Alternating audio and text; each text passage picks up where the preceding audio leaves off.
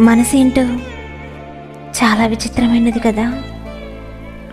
వద్దు అని వదిలేసి వెళ్ళిన వాళ్ళ చుట్టే తిరుగుతూ ఉంటుంది. వాళ్ళే కావాలని పరితపిస్తూ ఉంటుంది. ఎందుకు నా జీవితంలోకి వచ్చావో, ఎందుకు వెళ్ళిపోయావో అర్థం కాక మనసంతా పిచ్చెక్కిపోతుంది.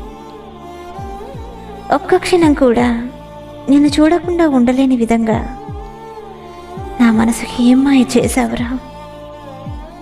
నిన్ను వదిలి క్షణం కూడా బ్రతకలేను అంటుంది. అయినా నా తలరాత ఏమిటో నాకే అర్థం కావడం లేదు. నేను ఏది కోరుకున్నా అది నాకు అందరంత దూరంగా వెళ్ళిపోతుంది. ఆఖరికి నువ్వు కూడా నాకు దూరమైపోయావు.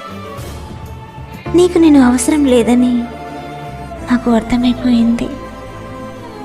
కానీ నా పిచ్చి మనసుకే ఇంకా అర్థం కావడం లేదు. ప్రతి క్షణం నీకోసం ఆరాటంగా ఎదురు చూస్తోంది. కాలాన్ని మార్చే శక్తి నాకుంటే ఎంత బాగుండునో కదా.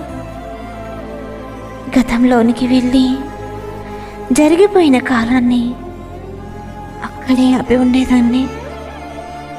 కానీ భగవంతుడు అంత అదృష్టం మనకివ్వలేదు కదా. అయినా కన్నీళ్లతో కుమిలి కుమిలి ఎడవమని నా నుదుటిన రాసినప్పుడు జరిగిపోయిన గతాన్ని మన ఆలోచనల నుండి తరిమేయడం సాధ్యమయ్యే పని కాదు కదా.